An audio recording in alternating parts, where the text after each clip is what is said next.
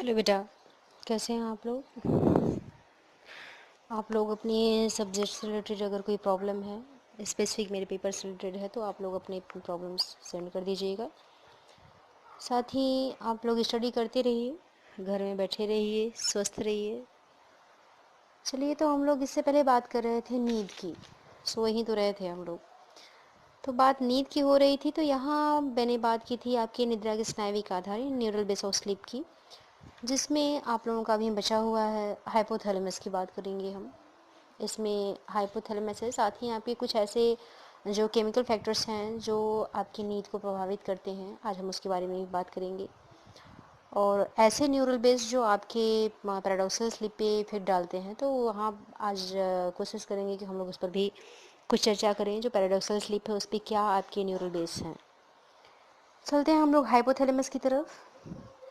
Hypothalamus का क्या प्रभाव पड़ता है हमारी नींद पर, और इसकी असामान्यता से क्या हमारे जो निद्रा चक्र हैं या जो हमारी स्लीप साइकिल है उसमें कोई इफ़ेक्ट पड़ता है, उसी पर आज हम लोग बात करेंगे।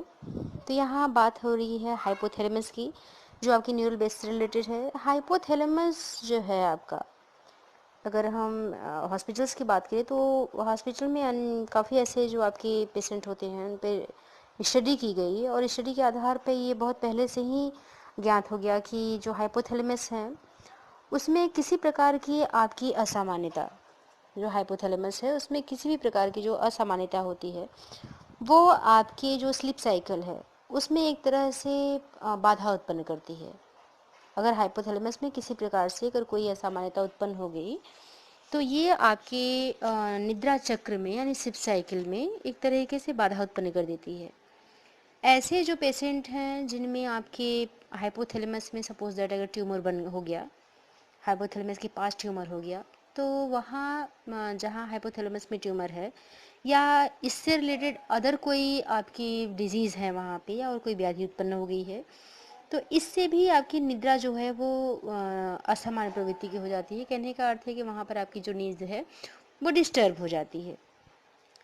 साथ अगर हम इन सब का अगर हम ऑब्जर्वेशन करें, जो आपकी हाइपोथैलेमस से रिलेटेड अगर कोई डिजीज़ ब्रेन में हो गई है, जो मैंने अभी कहा कि ट्यूमर है, कैंसर है, ऐसी कोई अगर प्रॉब्लम्स क्रिएट हो जाती हैं, तो आपकी जो निद्रा है उसमें व्यवधान उत्पन्न होगा ही, स्लीप साइकिल आपकी डिस्टर्ब होगी ही, नींद भी डिस्टर्ब होगी। तो ये ऑब्जर्वेशन के आधार पे जो साइकोलॉजिस्ट थे उन्होंने ये देखने की कोशिश की कि निद्रा में आपकी जो हाइपोथैलेमस की भूमिका है वो कहाँ तक है। इसकी स्टडी करने के लिए कि हाइपोथैलेमस की जो भूमिका है हमारी नींद में कहाँ तक है, इसकी स्टडी करने के लिए मनोवैज्ञानिकों ने, स्पेसिफिक में बात करूँ तो रेंसन की, तो रेंसन ने 1939 में आपके हाइपोथैलेमस की भूमिका पर अपना रिसर्च करना शुरू किया, स्टडी करना शुरू किया, और उन्होंने बंदरों के जो थैलेमस थी और बंदरों की जो हाइपोथैलेमस थी उनके स्पेसिफिक पार्ट को डैमेज करके, उसके लेस करके, छत करके अध्ययन करने की कोशिश की। तो उन्होंने जब थैलेमस और हाइपोथैलेमस के कई पार्ट को जब उन्होंने छत किया, तो उन्होंने रिजल्ट में ये देखा कि ये जो थैलेमस है इसका निद्रा और जागृति से वास्तव में कोई संबंध नहीं है, अकॉर्डिंग टू रैनसन। क्लियर है?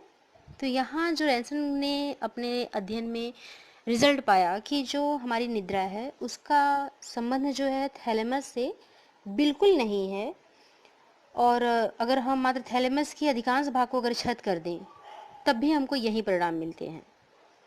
लेकिन अगर हम हाइपोथैलेमस में स्पेसिफिक पश्च हाइपोथैलेमस की बात करें, तो पश्च हाइपोथैलेमस को जब छत कर दिया जाता है तो जो प्राणी है उसमें निद्रा प्रगाढ़ रूप से उत्पन्न होती है। कहने का अर्थ है कि उसमें इतनी गहरी निद्रा उत्पन्न होती है कि उसे आसानी से जगाना थोड़ा मुश्किल हो जाता है। ऐसे जो आपके पशु हैं या ऐसे जो प्राणी हैं आपके जिनके पश्च हाइपोथैलेमस को छत कर दिया गया है और उनमें निद्रा उत्पन्न हुई, ऐसे पशु को ऑपरेशन के बाद 8 दिनों तक, ऐसे जो प्राणी थे जिनका पश्च हाइपोथैलेमस छत कर दिया, तो ऑपरेशन के 8 दिनों तक लगातार वो सोते रहे, और आने वाले कई महीनों तक, 8 महीने तक तो 8 दिनों तक तो लगातार सो रहे हैं, और आगे कई महीनों तक अर्ध निद्रा की ही कंडीशन उनकी थी, यानी हमेशा लग रहा था उनको कि वो नींद की ही स्थिति में बने हुए हैं। ये स्थिति उनमें कई महीनों तक रही। ऐसे जो पशु हैं जिन पर ऐसे रिसर्च किए गए थे, इनका रिसर्च जो था वो बंदरों पर था, रेंसन का। तो ऐसे जो पशु हैं वो किसी भी दशा में, जिनको प्रगाढ़ निद्रा उत्पन्न हो गई या हमेशा नींद की स्थिति में ही वो बने रहे, इनमें जो आपकी ऐसी दशा थी, इसमें अगर तीव्र उद्दीपन दिया जाए, कहने का अर्थ है कि जब ये सो रहे थे तो उस समय इनको तीव्र उद्दीपन देकर ही जगाया जा सकता था। लेकिन ये तभी तक जागते थे जब तक उद्दीपन मिलता था। जैसे ही उद्दीपन देना बंद कर दिया जाता था, ये फिर सो जाते थे। यहाँ बात समझ में आ रही होगी आपको। तो यहाँ कह सकते हैं कि जो उद्दीपन अगर न दिया जाए तो ऐसे जो पशु थे वो जागते ही नहीं थे, और 8 दिनों तक तो फाइनली इनके अंदर अगर जागने की कोई प्रवृत्ति ही नहीं थी। ये पूर्ण रूप से हो रहा था आपके पश्च हाइपोथैलेमस के कारण। तो ऐसे पशु जिनको तीव्र उद्दीपन देकर जगाया जा सकता था, तीव्र उद्दीपन जब तक दिया जाता था तभी तक जागते थे, लेकिन ये तभी तक जागते थे जब तक उद्दीपन मिल रहा है। तो कहने का अर्थ है कि पश्च हाइपोथैलेमस को अगर हम थोड़ा सा शिरोदिशा की ओर अगर छत कर दें तो यहाँ पर ऐसे लक्षण दिखाई देते थे जो कि पहले वाले लक्षण को कम कर देते थे। कहने का अर्थ है कि अब जो पहले वाला लक्षण था उसको दिखाई नहीं देता था। तो इस प्रयोग से ये निष्कर्ष निकला कि जो प्राणी है, अगर जागृत रखना है हमको, उसको जो प्राणी है अगर उसको हमें जगाना है, जगाते ही रहना है, तो पश्च हाइपोथैलेमस का सुरक्षित रहना और सामान्य रहना आवश्यक होता है। यानी ये हमारी जागृति का केंद्र है। जो पश्च हाइपोथैलेमस है वो प्राणी की जागृति का केंद्र माना गया है। जो स्टडी की गई, इस स्टडी से यही निष्कर्ष निकला, क्योंकि अगर हम उसको छत कर दे रहे हैं तो प्राणी लगातार सो रहा है और सोता ही जा रहा है। जब तक हम वो सो रहा है और जब तक हम उसे उद्दीपन नहीं दे रहे हैं, तीव्र उद्दीपन नहीं दे रहे हैं, तब तक वो जाग नहीं रहा है। लेकिन तीव्र उद्दीपन तभी तक दिया जा रहा है, जब तक दिया जा रहा है प्राणी तभी तक जाग रहा है। तो कहने का अर्थ है कि उद्दीपन देना बंद हुआ तो प्राणी फिर सो गया। तो यहाँ पश्च हाइपोथैलेमस आपकी जागृति का केंद्र माना गया, ऐसा रेंसन की स्टडी से मिला। तो यहाँ प्राणी को जागृत रखने के लिए, उसकी नींद सामान्य बनाए रखने के लिए ये आवश्यक है कि प्राणी का जो पश्च हाइपोथैलेमस है वो सुरक्षित रहे और सामान्य रहे। तो यहाँ ये जो वॉकिंग सेंटर है, कहने का अर्थ है जो जागृति का केंद्र है, उसे कहा गया है पश्च हाइपोथैलेमस को। यहाँ थोड़ा सा आप लोग ध्यान दीजिएगा, ये आपके कंपटीशन से रिलेटेड ऐसे क्वेश्चन आते हैं कि हाइपोथैलेमस का ऐसा कौन सा भाग है जो जागृति के केंद्र के नाम से जाना जाता है। तो आपका पश्च हाइपोथैलेमस है जो वॉकिंग सेंटर के नाम से जाना जाता है या जागृति केंद्र के नाम से जाना जाता है। क्लियर है। अब आगे अगर हम बात करें जो आपके और टेस्टेज हुए हैं, जो और स्टडी हुई है, यहाँ बात हम नाटा की करेंगे, नाटा 1948 की। तो नाटा 1948 ने जो आपकी स्टडी की, उन्होंने अपनी स्टडी जो है उसके लिए सब्जेक्ट को चुना चूहों को। तो उन्होंने पाया कि जो हाइपोथैलेमस का अग्रभाग है, यहाँ ध्यान दीजिएगा, इससे पहले हम लोग हाइपोथैलेमस के पश्च भाग की बात कर रहे थे, अब हम बात करेंगे हाइपोथैलेमस के अग्रभाग की। तो नाटा 1948 ने जो स्टडी की और उन्होंने अपनी स्टडीज़ में कहा कि सब्जेक्ट में उन्होंने चूहों को चुना था। तो हाइपोथैलेमस की अग्रभाग में जो उन्होंने स्टडी की उसमें उन्होंने देखा कि हाइपोथैलेमस का अग्रभाग स्लीपिंग सेंटर है, वो निद्रा का केंद्र होता है। अगर हम प्राणी की अग्रभाग जो हाइपोथैलेमस का है उसका द्विपार्श्विक जो है उसको छत कर दें, अग्रभाग का द्विपार्श्विक अगर हम छत कर दें तो ये लगातार जागते रहते हैं। कौन जागते रहते हैं? प्राणी। जिसको आपने जिस सब्जेक्ट के ब्रेन में स्पेसिफिक हाइपोथैलेमस के द्विपार्श्विक को आपने छत किया है, वो प्राणी आपका लगातार जागता रहेगा। ऑपरेशन से ठीक होने पर ये पशु सामान्य पशुओं की भांति ही सक्रिय रहते हैं, पानी भी पीते हैं, शारीरिक तापक्रम भी इनका सामान्य रहता है, लेकिन सोते नहीं हैं। यानी ऑपरेशन करके जब इनके ब्रेन के हाइपोथैलेमस की बात करें तो हाइपोथैलेमस अगर छत कर दिया गया, हाइपोथैलेमस का द्विपार्श्विक की यहाँ बात की जा रही है, तो अगर हाइपोथैलेमस का अगर द्विपार्श्विक छत किया जा रहा है तो ये लगातार जागते रहते हैं ऑपरेशन से ठीक होने पर भी। ये और पशु जैसे आपके सक्रिय रहते हैं वैसे ही नॉर्मली ये रहते हैं, भोजन करते हैं, पानी पीते हैं, इनकी जो बॉडी टेम्परेचर है वो भी आपका नॉर्मल रहता है, लेकिन ये सोते नहीं हैं। 24 घंटे बाद इनमें थकान के लक्षण दिखाई पड़ने लगते हैं। यानी जब उनका द्विपार्श्विक अग्र हाइपोथैलेमस का द्विपार्श्विक छत किया जाता है तो उसके 24 घंटे बाद, चूंकि ये लगातार जाग रहे हैं, तो इनमें थकान के लक्षण दिखाई देने लगते हैं और साथ ही उनकी जो चाल होती है वो असंतुलित हो जाती है, अव्यवस्थित हो जाती है। ऐसे जो प्राणी हैं जिनका हाइपोथैलेमस, अग्र हाइपोथैलेमस क्षत कर दिया गया है, तो द्विपार्श्विक क्षत होने के बाद ये एक तरह से असंतुलन की स्थिति में आने लगते हैं। 24 घंटे बाद जाहिर सी बात है कि हम लोग भी 24 घंटे अगर जाग लेते हैं तो सिचुएशन कुछ और ही हो जाती है। तो ये भी प्राणी आपके जो लगातार 24 घंटे अगर जाग लेते हैं, तो इनमें जो इनकी चाल है, जो चलने का तरीका है, वो असंतुलित हो जाता है, व्यवस्थित हो जाता है। ये भोजन और जल का त्याग कर देते हैं। लगभग 3 दिनों के बाद जो ऐसे आपके प्राणी होते हैं वो बेहोश हो जाते हैं। जो जिनका द्विपार्श्विक क्षत किया गया है, ये 3 दिनों के बाद बेहोश हो जाते हैं। इस दशा में उन्हें तीव्र उद्दीपन दे करके भी नहीं जगाया जा सकता, यानी उद्दोलन की स्थिति में उनको नहीं लाया जा सकता। ऐसे प्राणी जिनका द्विपार्श्विक क्षत किया गया है, उनको 3 दिन में जब वो बेहोश हो जाते हैं तो उस स्थिति में उन्हें नहीं जगाया जा सकता। जाहिर सी बात है कि पर्सन अगर नींद की कंडीशन में होगा तो उसे तीव्र उद्दीपन देकर के हम जगा सकते हैं। बेहोशी की कंडीशन से हम उसे तीव्र उद्दीपन देकर के नहीं जगा सकते। तो यहाँ प्राणी बेहोश हो जाता है और उसे तीव्र उद्दीपन देने के बाद भी उद्दोलन की स्थिति में नहीं लाया जा सकता या उद्दोलित नहीं किया जा सकता।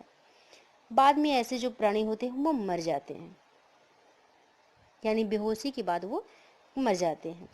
पश्च हाइपोथैलेमस से संबंधित जो आपके ये रिजल्ट मिले, जो परिणाम प्राप्त हुए, ये तो पशुओं के उनकी प्रजातियों में किया गया, जो उनकी जो और प्रजातियां थी उनमें किया गया। लेकिन अगर हाइपोथैलेमस से जो संबंधित परिणाम थे वो चूहों के अतिरिक्त अन्य पशुओं पर प्राप्त नहीं हुए। कहने का अर्थ है कि जो प्रायोगिक अध्ययन के आधार पर निष्कर्ष ये निकला है कि अगर हाइपोथैलेमस निद्रा का केंद्र है जिसका सामान्य और सुरक्षित रहना निद्रा और के लिए आवश्यक है, तथा जो पश्च हाइपोथैलेमस वो जागृति केंद्र है जिसका सामान्य और सुरक्षित रहना जागृतावस्था को बनाए रखने के लिए आवश्यक माना गया है। तो यहाँ तक तो सही है, लेकिन ये जो आपकी स्थिति चूहों के अलावा जो पाई गई उसमें आपकी ऐसी कंडीशन नहीं थी कि पशुओं को पर जो ये स्थिति थी कि छत करने के बाद उनकी ये सिचुएशन थी या मर गए, ये चीज़ें और पशुओं में नहीं पाई गई, यानी ऐसे परिणाम जो हैं और पशुओं पर नहीं पाए गए। यहाँ कहने का अर्थ है कि जो आपका अग्र हाइपोथैलेमस है वो निद्रा का केंद्र है, जो पश्च हाइपोथैलेमस है वो जागृति का केंद्र है। और यहाँ ये याद रखना, आपको अपनी मेमोरी में फीड रखना काफ़ी ज़रूरी है, क्योंकि ये कंपटीशन से रिलेटेड क्वेश्चन है आपके कि निद्रा का केंद्र कौन सा है और जागृति का केंद्र कौन सा है। ठीक है, अब हम अगर बात करें हाइपोथैलेमस के और भागों की, क्योंकि सिर्फ वही तो पार्ट उसका है नहीं, अगर हाइपोथैलेमस के और जो भाग हैं, इससे पहले तो हम लोग छत कर रहे थे, अब हम बात करेंगे जो इलेक्ट्रिक शॉक थेरेपी है, जो विद्युतीय उद्दीपन दिया जा रहा है, ऐसे ट्रीटमेंट जो किए जा रहे हैं। तो हाइपोथैलेमस के जो विभिन्न भाग हैं, अगर हम उनको विद्युतीय उद्दीपन देकर अगर हम परिणाम देखें तो यहाँ देखने को ये मिलता है कि अधिकतर जो ये एक दूसरे के विरोधी जो परिणाम है वो देते हैं। इस पर जो रिसर्च किया गया, जो स्टडी की गई, वो हेज 1929 के द्वारा किया गया था। हेज 1929 उन्होंने जो ये स्टडी की, उनके अनुसार जो प्रयोग उन्होंने किया, तो उनका कहना है कि जो आपका पश्च हाइपोथैलेमस है, पश्च जो आपका हाइपोथैलेमस, जिसे अभी मैंने बाद में कहा कि जागृति का केंद्र है, तो पश्च हाइपोथैलेमस को जब विद्युतीय उद्दीपन दिया जाता है तो पशुओं में निद्रा उत्पन्न होने के लक्षण पाए जाते हैं। कि कहाँ पर? पश्च हाइपोथैलेमस पर जब विद्युतीय उद्दीपन दिया जाता है तो जो प्राणी है उसमें निद्रा के लक्षण दिखाई देने लगते हैं। वहीं अगर उनके दूसरे प्रयोग की बात करें जो उन्होंने 1954 में किया था, उसमें उन्होंने सक्रियता और जो उत्तेजना उत्पन्न हुई। और यहाँ बात सबसे ध्यान रखने वाली ये है कि विद्युतीय उद्दीपन के जो परिणाम हैं वो विद्युत धारा की विशेषताओं पर निर्भर करते हैं। जो विद्युतीय उद्दीपन के परिणाम हैं वो विद्युत धारा की विशेषताओं पर निर्भर करते हैं।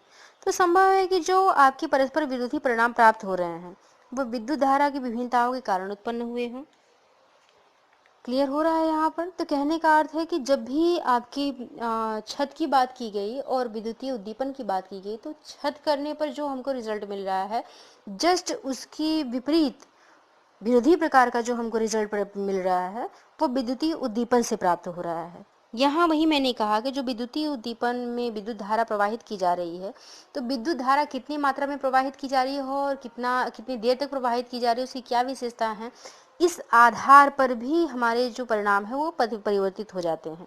तो कहने का अर्थ है कि जो परस्पर विरोधी परिणाम हमको प्राप्त हो रहे हैं, ये हो सकता है कि विद्युत धारा की जो विभिन्नता है उसके कारण परिणाम प्राप्त हुए हों। अब हम बात करेंगे केमिकल फैक्टर्स की। ऐसे केमिकल फैक्टर्स जिनके कारण हमारे अंदर निद्रा उत्पन्न होती है, हम सोते हैं, जागते हैं या किसी स्पेसिफिक इंजेक्शन का यूज़ कर लेते हैं और नींद आने लगती है या नींद में वृद्धि हो जा रही है। अब हम इसके बारे में बात करेंगे। यहाँ जो केमिकल फैक्टर्स है उस पर रिसर्च जो किए गए, शोधकर्ताओं ने जो रिसर्च किया, तो उसमें उन्होंने शरीर और विशेष रूप से मस्तिष्क की हम बात करेंगे, ब्रेन की बात करेंगे, जिसमें जो आपकी केमिकल जो सिचुएशन है, जो आपकी वो केमिकल जो फैक्टर्स हैं वो निद्रा और जागृति में क्या अपना प्रभाव डालते हैं, ये देखने की शोधकर्ताओं ने कोशिश की। और उन्होंने अपने प्रायोगिक अध्ययन के द्वारा ये निश्चित रूप से देखा और उसे वैध भी बताया कि जो भी आपके रिसर्च किए गए उसमें ये देखा ही गया है कि जो रासायनिक कारक हैं, जो आपके केमिकल चेंजेस जो बॉडी में हो रहे हैं, उनके कारण हमारे अंदर निद्रा की उत्पत्ति हो रही है।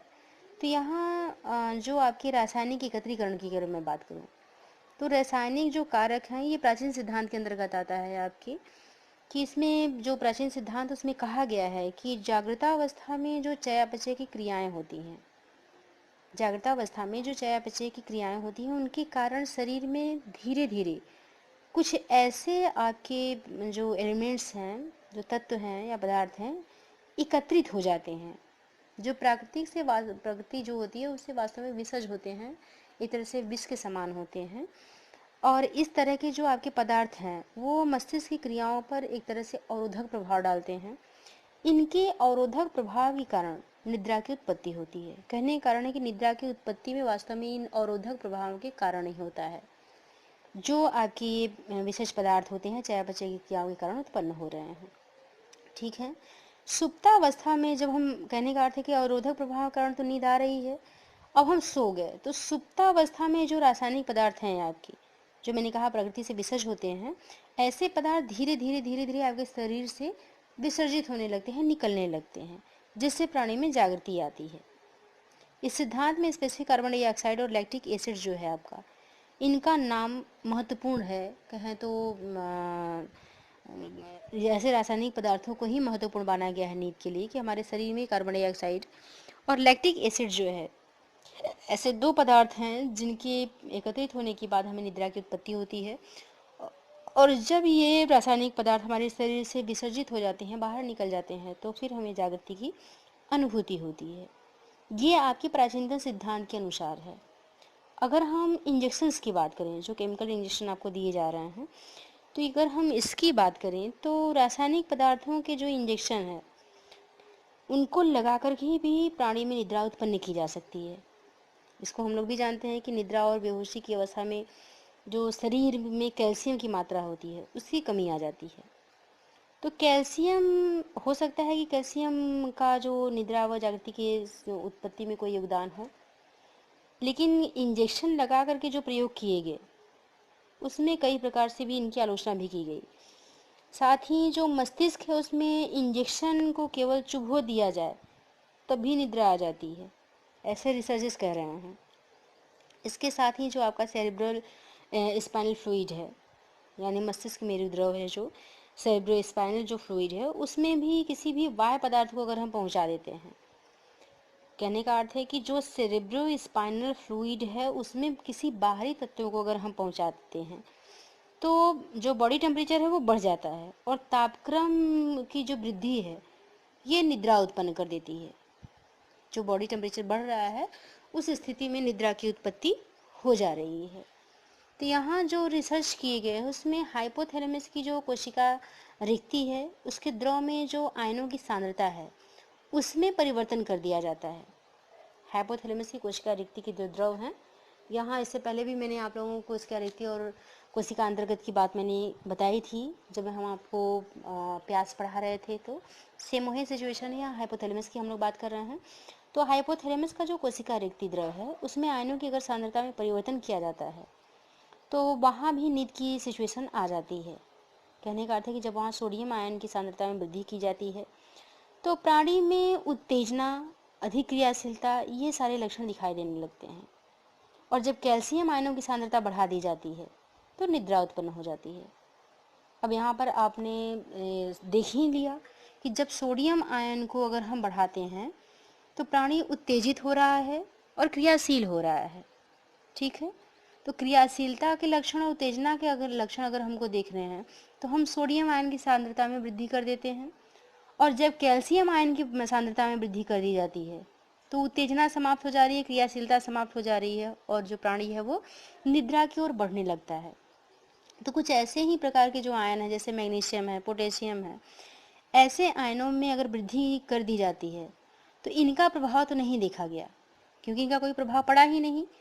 लेकिन अगर निद्रा और जागृति में आयनों की अगर हम तुलनात्मक सांद्रता की बात करें तो यहाँ पर हम सोडियम आयन और कैल्शियम आयन को मुख्य रूप से लेंगे। इस संबंध में जो मोनियर हैं और जो हॉसली हैं उन्होंने भी अपना एक टेस्ट किया, रिसर्च किया और रिसर्च के आधार पर इन्होंने जो परिणाम दिया उसमें ये देखा गया क्योंकि इन्होंने जो प्रयोग किया था उसमें जो कारक थे, आपके कारकों का नियंत्रण संभव हो ही पा रहा था, तो उन्होंने पशुओं के 3 समूह लिए।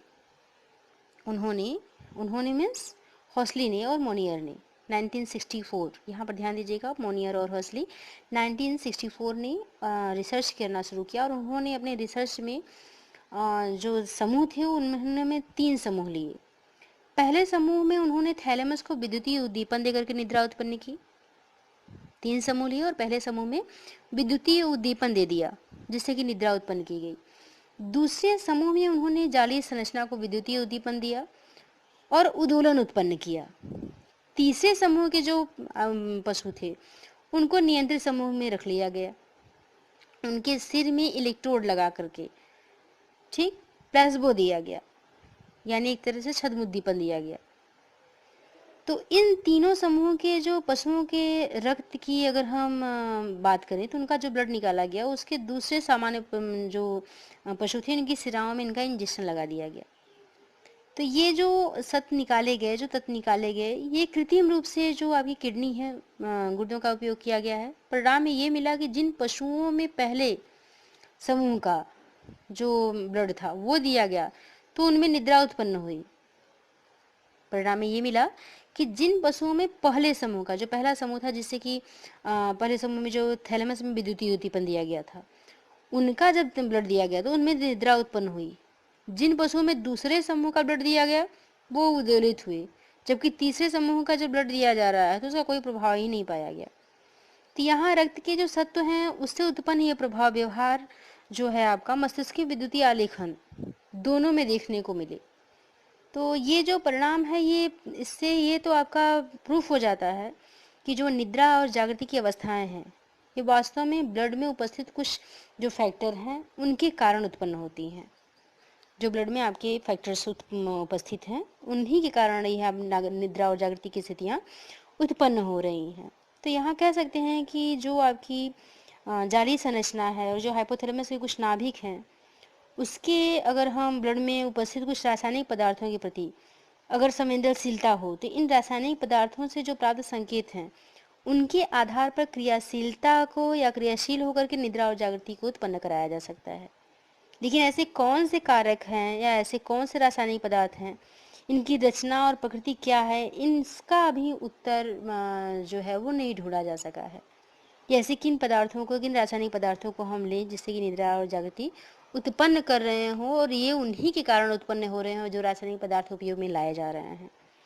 ठीक है, तो यहाँ कहने का अर्थ है कि जो भी आपकी स्टडी की गई है इस संबंध में रासायनिक इंजेक्शनों के आधार पर, तो यहाँ आपके रासायनिक पदार्थों की इंजेक्शन से भी और ब्लड में जो आपकी इफेक्ट पड़े, जो तीनों समूहों की उन्होंने बात की, तो तीनों समूहों का जो रक्त में प्रवाह दूसरे प्राणी में कराया गया, तो यहाँ रक्त से जो दूसरे प्राणी में डाले गए हैं ऐसे सत्व, तो उससे निद्रा की उत्पत्ति हो रही है। तो कहने का अर्थ है कि हमारे ब्लड में कुछ ऐसे फैक्टर्स होंगे, जो केमिकल फैक्टर हैं, जिनके कारण हमको निद्रा की उत्पत्ति जिनके कारण हमारे शरीर में निद्रा की उत्पत्ति हो रही है। तो इन फैक्टर्स को जानना आवश्यक हो जाता है। तो ऐसे कौन कौन से फैक्टर हैं जिनसे निद्रा और जागृति उत्पन्न हो रही है, जैसे केमिकल फैक्टर जो हैं, उनके बारे में जानना ज़रूरी हो जाता है। तो यहाँ बात तो कैल्शियम की हमने की थी, और बात पोटेशियम की सोडियम की थी। तो यहाँ सांद्रता का तो प्रभाव देखने को मिला, लेकिन इसके अतिरिक्त भी कुछ ऐसे आपके केमिकल्स हैं जिनके कारण व्यक्ति में निद्रा की उत्पत्ति हो रही है या जागृति की उत्पत्ति हो रही है। तो यहाँ निद्रा और जागृति के लिए स्पेसिफिक कौन से केमिकल हैं जिनसे ऐसी उत्पत्ति हो रही है, ये अभी पूर्ण रूप से जानना संभव नहीं हो पाया है। अभी इस पर रिसर्चेस चल रहे हैं। अब हम बात करेंगे neural base of paradoxical sleep. तो यहाँ जो पैराडॉक्सल स्लीप है उसके क्या न्यूरल बेस हैं, उस पर हम चर्चा करेंगे। तो यहाँ जो neural base of paradoxical sleep है, यहाँ जो स्नायविक नियंत्रण संभव है जो आपके पैराडॉक्सल स्लीप की, वो स्पेसिफिक आपके पॉन्स द्वारा होता है। साथ ही इसमें जो सर्वी आविसोल हैं, जो बिल्लियों के पॉन्स से ये वे सभी लक्षण दिखाई देते हैं, जो आपकी कहें तो न्यूरल आपके पैराडॉक्सल स्लीप के जो सिम्टम हैं। तो यहाँ ये आपको ध्यान देने वाली बात है कि जो सर्वी आयुष्यल आपकी बिल्लियों के अग्र मस्तिष्क और पश्च मस्तिष्क के संबंध अगर समाप्त कर दें, जैसे सर्वी आयुष्यल है बिल्लियों का, वहाँ पे अगर हम अग्र मस्तिष्क और पश्च मस्तिष्क के बीच का अगर हम संबंध समाप्त कर देते हैं, तो कभी कभी ऐसा भी पाया जाता है कि आपकी जो पैराडॉक्सल स्लीप है, इसके समय जो अग्र मस्तिष्क से प्राप्त आपका मस्तिष्क की विद्युतीय आलेखन है, वह जागृतावस्था के समान दिखाई देता है। यहाँ आपको मैंने इसीलिए बता भी दिया था कि ये आपकी जो रेम स्लीप है, इसमें पैराडॉक्सल स्लीप इसलिए इसको कहा जाता है क्योंकि इस स्लीप में जो आपके सिम्टम्स हैं वो जागृतावस्था के समान दिखाई देते हैं। लेकिन अगर पॉन्स की जो विद्युतीय क्रियाएं हैं, आपकी जो पॉन्स की विद्युतीय क्रियाएं हैं, वो आपकी जो पैराडॉक्सल स्लीप है वही निद्रा प्रदर्शित करती है। तो पैराडॉक्सल स्लीप का नियंत्रण पॉन्स में पाए जाने में जो आपकी पोंटिनी नाभिक है, यानी न्यूक्लियस ऑफ पोंटिनिस, तो उसके जो लोकस सेरिकुलस है उस स्थान से होता है। यहाँ थोड़ा सा ध्यान आपको देना होगा कि जो आपका पैराडॉक्सल स्लीप है उसका नियंत्रण पॉन्स में पाए जाने वाले न्यूक्लियस पोंटिनिस के लोकस सेरुलस नामक स्थान से होता है। क्यों होता है? क्योंकि जिन बिल्लियों के लोकस सेरुलस का अगर द्विपार्श्विक छद कर दिया जाता है, ये पता कैसे चला, यहाँ बात उसकी हो रही है। तो यहाँ जिन बिल्लियों के जो आपके लोकस सेरुलस था उसका द्विपार्श्विक जब छद कर दिया जाता है, तो उनके मस्तिष्कीय विद्युतीय आलेखन जो है, जो उनकी ब्रेन की इलेक्ट्रिकल रिकॉर्डिंग की जा रही है, तो वो मस्तिष्कीय विद्युतीय आलेखन जागृतावस्था और साथ ही आपकी पैराडॉक्सल स्लीप दोनों को प्रदर्शित कर रहे हैं। कहने का अर्थ है कि यहाँ पर आपकी ये जो पैराडॉक्सल स्लीप है वो शो नहीं हो रही है।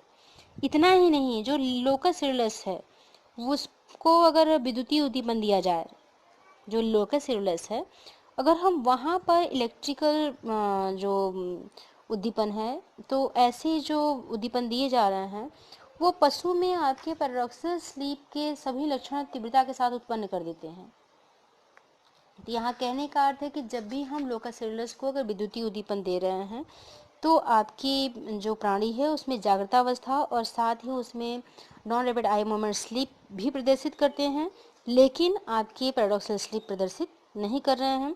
लोकस सेरुलस को उद्दीपन दिया जा रहा है तो पशु में जो आपकी तीव्र नेत्री युक्त निद्रा, कहने का अर्थ है कि रैपिड आई मूवमेंट जो स्लीप है या पैराडॉक्सल स्लीप है, उसके सारे सिम्टम्स दिखाई दे रहे हैं। अगर हम जुए के मॉडल की बात करें, जुए 1959 की अगर मैं बात करूं, तो ये उसके अकॉर्डिंग है।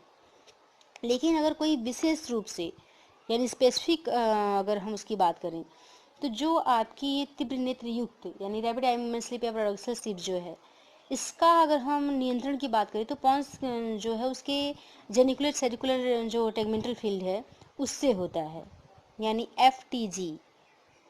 ठीक है। तो पॉन्स की जो FTG यानी जेनिटो सेलुलर टेग्नामेंटल फील्ड जो है उससे इसका नियंत्रण होता है। किसका नियंत्रण हो रहा है? पैराडॉक्सल स्लीप का। तो यहाँ पर ये सबसे ज़रूरी जानना है कि हमारी जो पैराडॉक्सल स्लीप है इसका जो कंट्रोल है वो जो जेनिटो सेलुलर आपका टेगमेंटल फील्ड है इसके द्वारा हो रहा है और ये आपकी जालीय संरचना से संबंधित माना गया है। ये जो आपके स्नायु हैं, जो आपके न्यूरॉन्स हैं, ये जो रैपिड आई मूवमेंट स्लीप है या पैराडॉक्सल स्लीप है उसके समय कोई जो क्रिया नहीं दिखाई देती है, लेकिन वहाँ पर यानी कहने का अर्थ है कि पैराडॉक्सल स्लीप के समय किसी प्रकार की कोई क्रिया दिखाई नहीं दे रही है, लेकिन आपकी रैपिड आई मूवमेंट स्लीप या पैराडॉक्सल स्लीप के समय इसमें तीव्र सक्रियता दिखाई पड़ती है। वैसे दिखाई नहीं देती है, लेकिन पैराडॉक्सल स्लीप जब आपकी हो रही है तो वहाँ पर ऐसी जो सक्रियता है वो दिखाई पड़ती है, जो पूरे आपके निद्रा काल में, किस निद्रा काल में, जो रैपिड आई मूवमेंट स्लीप है उसमें पूरे निद्रा काल तक ये बनी रहती है। यही नहीं, जो आपकी FTG है यानी जेनिटो सेलुलर टेगमेंटल फील्ड जो है, ये जो है आपकी, इसकी सक्रियता PGO स्पाइक और पेशी जो तनाव की दशा रहती है इसमें उत्पन्न होने के पूर्व ही दिखाई देने लगती है। क्लियर है? अगर हम बात करें इसमें न्यूरोट्रांसमीटर की, तो जो न्यूरोट्रांसमीटर है, चूंकि हम बात कर रहे हैं पैराडॉक्सल स्लीप से रिलेटेड आपके न्यूरल बेस की, तो यहाँ अगर हम न्यूरोट्रांसमीटर की बात करें तो जो दैहिक मनोविज्ञान में प्रयोग किया गया है आधुनिक तकनीकी विकास की अगर मैं बात करूँ तो उसमें जो और मनोवैज्ञानिक है उनका मानना है कि जो आपकी निद्रा और जागृति की प्रक्रियाएं हैं, निद्रा और जागृति की जो आपकी प्रोसेस हैं उसमें मस्तिष्क के जो स्नायु संधि हैं, मैंने इससे पहले भी बात की थी सिनेप्टिक क्लेफ्ट की, तो जो सिनेप्टिक क्लेफ्ट हैं, जो स्नायु संधि हैं, उस पर जो आपके न्यूरोट्रांसमीटर होते हैं उस पर डिपेंड करता है। कहने का अर्थ है कि जो आजकल के आधुनिक मनोवैज्ञानिक हैं उन्होंने निद्रा और जागृति की जो प्रोसेस हैं उसके लिए मूल रूप से उत्तरदायी माना है जो सिनेप्टिक क्लेफ्ट पे आपके न्यूरोट्रांसमीटर होते हैं उनको। 1960 के बाद जो आपकी ऐसी तकनीकी आई जिससे ये जानना संभव हो सका कि जो ब्रेन में स्पेसिफिक आपके सिनेप्टिक क्लेफ्ट है उसमें कौन कौन से आपके न्यूरोट्रांसमीटर कार्य करते हैं, तो इसमें स्पेसिफिक अगर बात की जाए तो नॉरएपिनेफ्रिन, डोपामाइन, सेरोटोनिन, तो ऐसे जो आपके जो न्यूरोट्रांसमीटर हैं उनके कार्य और स्थलों का हम लोग को ज्ञान हुआ कि ये किस किस सिनेप्टिक क्लेफ्ट पे स्पेसिफिक वर्क करते हैं। ठीक है, तो यहाँ जो ये आपके जो स्नायु प्रसारक हैं या जो आपके न्यूरोट्रांसमीटर हैं इनको अगर कोई ऐसी मेडिसिन है, उनको भी ज्ञात किया गया जो ऐसी मेडिसिन है जिससे इनके जो न्यूरोट्रांसमीटर हैं इनके कार्य को अवरुद्ध कर दिया जाए। यानी कहने का अर्थ है कि कुछ ऐसी मेडिसिन होती हैं जिनसे न्यूरोट्रांसमीटर के जो फंक्शन है उसको रोक दिया जाता है या उनके कार्य को अवरुद्ध कर दिया जाता है। तो अवरुद्ध करने के बाद यानी न्यूरोट्रांसमीटर का अगर फंक्शन सिनेप्टिक क्लेफ्ट पे नहीं हो रहा है तो उस कंडीशन में जहाँ पर सिनेप्टिक क्लेफ्ट का वर्क नहीं हो पा रहा है तो वैसी जो स्थिति व्यक्ति में उत्पन्न होती है उसके व्यवहार में क्या परिवर्तन हो रहा है।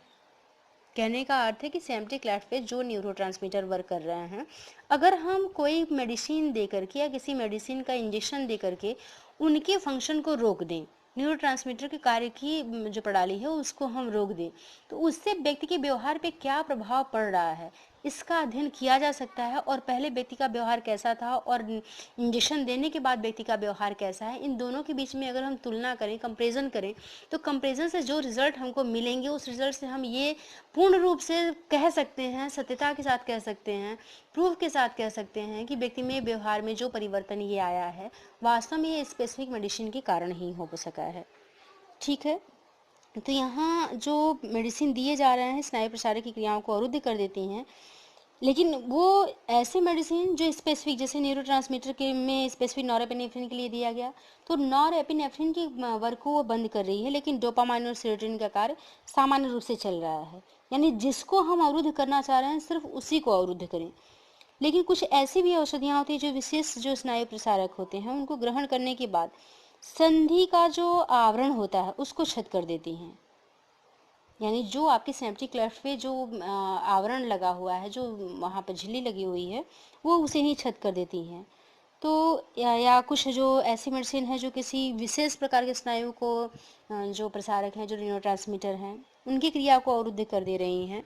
तो यहाँ पे ये जो स्नायु प्रसारक हैं उनके निर्माण को अगर रोक देती हैं, तो ऐसी औषधियों के या ऐसी मेडिसिन जो हैं उनकी अगर व्यवस्थित अनुप्रयोग से अगर मनोवैज्ञानिक चाहें तो भिन्न भिन्न प्रकार की स्नायु क्रियाओं में व्यवधान उत्पन्न करके ये जान सकते हैं कि निद्रा और जागृति में जो है उसको उत्पन्न करने में जो स्नायु प्रसारक हैं वास्तव में इनकी क्या भूमिका है।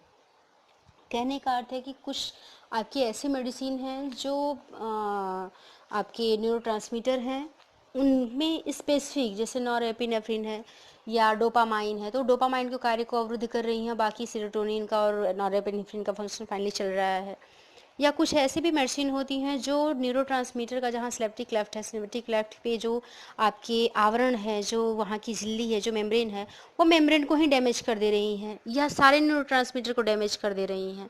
तो यहाँ पे जो आपके इंजेक्शन दिए जा रहे हैं, जो मेडिसिन से रिलेटेड आपके इंजेक्शन दिए जा रहे हैं, उस मेडिसिन का इंजेक्शन देने के बाद हम व्यक्ति में निद्रा और जागृति का अध्ययन आसानी से कर सकते हैं। यानी इनका प्रभाव, इनका यानी जो मेडिसिन दिए जा रहे हैं और जिस न्यूरोट्रांसमीटर को वो अवरुद्ध कर रहा है। सपोज दैट अगर निद्रा में अगर डोपामाइन है या सेरोटोनिन है, तो वो अगर इसको अवरुद्ध कर रहा है, निद्रा को अवरुद्ध कर रहा है, जागृति को अवरुद्ध कर रहा है, तो ये हम ठोस सबूत के साथ कह सकते हैं कि इस निद्रा में या जागृति में इसी नए न्यूरोट्रांसमीटर का मूल रूप से प्रभाव है। इसके कारण ही निद्रा या जागृति उत्पन्न हुई है। तो इसके निद्रा के जो प्रभाव, जो आपकी मेडिसिन है, इसके प्रभाव में जो आपके न्यूरोट्रांसमीटर आ रहे हैं, तो उस न्यूरोट्रांसमीटर की भूमिका का पता हमें निद्रा और जागृति में चल जाता है। तो निद्रा और जागृति में किसका प्रभाव अधिक है, किसका प्रभाव कम है, ये जानने के लिए ऐसी औषधियों का उपयोग किया जाता है। यहाँ पे जो आपकी स्नायु प्रसारक की जो निर्माण रोक रही हैं औषधियाँ या ऐसे जो हैं जो स्नायु प्रसारक की क्रियाओं में व्यवधान उत्पन्न कर रही हैं, तो ये आपकी निद्रा और जागृति में उत्पन्न जो स्नायु प्रसारक हैं उसकी भूमिका को तो ज्ञात करने में कहें तो मदद करती ही हैं। साथ ही अगर हम जुए के मॉडल में आगे अगर बात करें, तो जुए के मॉडल जो 1969 में स्टडी की गई थी, उसमें जो अध्ययन किया गया है, जुए का मॉडल मैं आपको आगे बताऊंगी। तो यहाँ जुए का मॉडल जो 1969 में जो स्टडी की गई, वहाँ उसके आधार पर निद्रा और जागृति के एक मॉडल का वास्तव में विकास किया गया। यहाँ जुए का मॉडल जो है वो रफे नाभिक यानी रफे न्यूक्लियस से व्यवस्थित जो आपके पॉन्स से रिलेटेड थे उससे बात की गई थी। यानी कहने का अर्थ है कि जो जुए का मॉडल बनाया गया वो निद्रा और जागृति के स्पेसिफिक पार्ट की स्टडी करने के लिए की गई थी। तो इसके आधार पे जो आपका जुए का मॉडल है, उसके आधार पे जो निद्रा और जागृति के मॉडल का विकास किया गया। इसमें कहा गया है कि जो आपकी तीव्र नेत्र गतिहीन यानी नॉन रैपिड आई मूवमेंट जो स्लीप है आपकी, तो non rapid eye movement sleep के लिए स्पेसिफिक आपके सेरोटोनिन जो आपका न्यूरोट्रांसमीटर है उस पर डिपेंड करता है। जो सेरोटोनिन आपका न्यूरोट्रांसमीटर है, अभी मैंने कहा कि किसी स्पेसिफिक मेडिसिन को देकर हम किसी स्पेसिफिक न्यूरोट्रांसमीटर के फंक्शन को रोक सकते हैं। तो यहाँ जो आपकी non rapid eye moment sleep है, इसके लिए मूल रूप से सेरोटोनिन जो आपका न्यूरोट्रांसमीटर है वो डिपेंड करता है। यानी सेरोटोनिन की अगर हम फंक्शन को रोक दें तो non rapid eye moment sleep जो है वो प्रभावित होगी। कहने का अर्थ यही है यहाँ पर। तो ऐसे जो आपके स्नायु प्रसारक, इसी न्यूरोट्रांसमीटर को ही कहा जाता है, ऐसे जो स्नायु प्रसारक हैं जो सेरोटोनिन पर प्रभाव डालते हैं या सेरोटोनिन के फंक्शन को रोक देते हैं, तो ये सेरोटोनिन का रुक जाना या अवरुद्ध हो जाना जो non rapid eye movement sleep है इसको अवरुद्ध कर देती है। जबकि सेरोटोनिन को अगर हम प्रभावित करते हैं या उसे अवरुद्ध करते हैं तो non rapid eye movement sleep तो आपकी प्रभावित हो रही है, लेकिन जो आपकी रैपिड आई मूवमेंट स्लीप या पैराडॉक्सल स्लीप है, ये निद्रा की सेरोटोनिन, नॉरएपिनेफ्रिन और जो एसिटिलकोलिन है इनके सम्मिलित प्रभाव पे डिपेंड करती है। कहने का अर्थ है कि सेरोटोनिन को अगर हम अवरुद्ध करते हैं तो आपकी non rapid eye movement sleep जो है वो प्रभावित होती है, लेकिन आपकी रैपिड आई मूवमेंट स्लीप पूर्ण रूप से प्रभावित नहीं होती। क्यों नहीं होती है? क्योंकि जो रैपिड आई मूवमेंट स्लीप है या पैराडॉक्सल जो स्लीप है, ये आपके सेरोटोनिन, नॉरएपिनेफ्रिन और एसिटिलकोलिन तीनों के सम्मिलित प्रभाव पर निर्भर करती है। तो यहाँ तीनों का प्रभाव, यानी रैपिड आई मोमेंट स्लीप में आपके सेरोटोनिन भी मिलेगा, नॉरएपिनेफ्रिन भी मिलेगा और एसिटिलकोलिन भी मिलेगा। तो जब हम इन तीनों को अवरुद्ध करेंगे तब जाकर के रैपिड आई मोमेंट स्लीप हमारी डिस्टर्ब होगी, और जब तक ये तीनों अवरुद्ध नहीं होंगे तब तक हमारी रैपिड आई मोमेंट स्लीप सामान्य रूप से चलती रहेगी। तो कहने का अर्थ है कि जब भी हमको अगर रैपिड आई मोमेंट स्लीप जो नॉन रैपिड जो आई मोमेंट स्लीप है आपकी, अगर इसको डिस्टर्ब करना है तो हम सेरोटोनिन जो है उसको प्रभावित करेंगे या उसको अवरुद्ध करेंगे, लेकिन इसका प्रभाव पूर्ण रूप से हमारी रैपिड आई मोमेंट स्लीप पर नहीं पड़ेगा। तब तक नहीं पड़ेगा जब तक कि हम आपकी सेरोटोनिन, नॉरएपिनेफ्रिन और एसिटिलकोलिन तीनों को डिस्टर्ब नहीं करेंगे या तीनों को अवरुद्ध नहीं करेंगे।